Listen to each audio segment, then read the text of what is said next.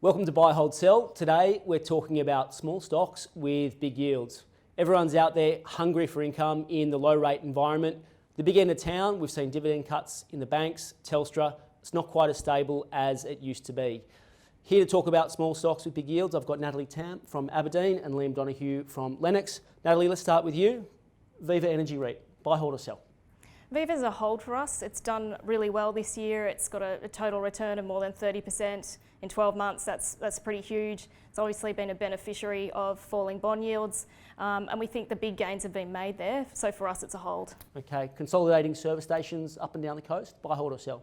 For us, it's a buy. We still think the book value of many of their assets are a bit underdone. We've seen similar portfolios from 7-Eleven in some of their convenience stores sell at materially higher valuations than what Viva's carrying their assets at on book. So we think with the ongoing yield support, bond yields where they are, we think it's still a buy. Okay, shopping centres, Australasia, 5.5% yield.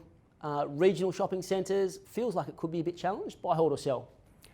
For us, it's a hold. As you mentioned, it possibly is a little bit challenged. Offsetting that is the macro tailwind, interest rates where they are. It's pretty straightforward for the business to borrow cheaply, fund acquisitions and deliver earnings growth. But as you mentioned, the organic earnings profile of the business is a little bit tough at the moment. So for us, it's a hold. Okay, 5.5% yield. Can you get excited about regional shopping centres? I can. So I'm going to correct you there. They're not regional shopping centres. They're actually neighbourhood shopping centres. Okay. So this is a common misconception. For us, we've got shopping centres on a buy. And that's because when you think retail, you do tend to think regional shopping centres or the large shopping centres like the Westfields of this world. But in fact, most of its portfolio is neighbourhood style. So that's a Woolworths, big car park out the front, a baker, a butcher, a liquor shop, somewhere to get your nails done. It isn't the same thing as a regional shopping centre. And because of that, it has quite good defensive characteristics. We also see upside here. So they've just acquired 12 assets, which they're remixing. They're about halfway through there, so we think there's some upside potential. And also, about 40% of its rents are from Coles and Woolworths, which are experiencing very strong trading conditions at the moment. So there's a potential for more turnover rent to come through. So for us, it's a buy. Okay, great. Cedar Woods property, bit of leverage to the housing cycle, buy, hold or sell? Yep, so Cedar Woods is a buy for us. We do like its exposure, so it's a property developer with exposure to the Perth market and Melbourne and smaller exposures to Brisbane and South Australia. We think that's going to do well over the next couple of years as house prices continue to arc upwards, particularly in Melbourne. Okay. Liam, people get excited about property in Australia. Can you get excited about Cedar Woods, buy, hold or sell?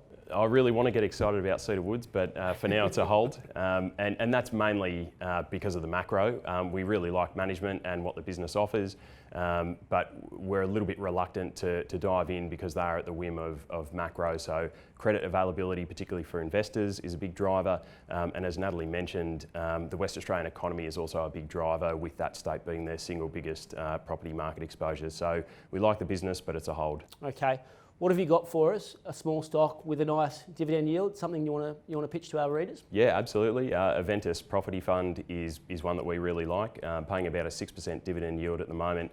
The largest large format retail centre operator in Australia, or homemaker centre, as they may be known. And even though it's retail, it is quite defensive retail in that tenants typically pay anywhere up to a 90% lower rate per square metre in an Aventus centre than they would in a flagship retail mall. So it is quite effective and efficient sales productivity for tenants. A really strong management team, just about the best in the sector. We think it's a buy. Okay, great. Natalie, what have you got for a small stock with a nice dividend on it? Yeah, we like Goodman New Zealand. So it's an industrial REIT with primary exposures into Auckland. There's really strong tailwinds that are supporting industrial assets at the moment. So if you think about it, with the ongoing proliferation of online shopping, we need more warehouses, but those warehouses have to be located near population centres, and that's what Goodman offers. It's got a really high occupancy rate. It's at 99.5%, a weighted average lease expiry in excess of 5 years, and the management team believe that their portfolio is under-rented by about 7%. And on top of that, the valuation's very attractive, so it's trading on a 1.2 times price to NAV at the moment, which is cheap, and about a 3.5% yield. So we think there's considerable upside there.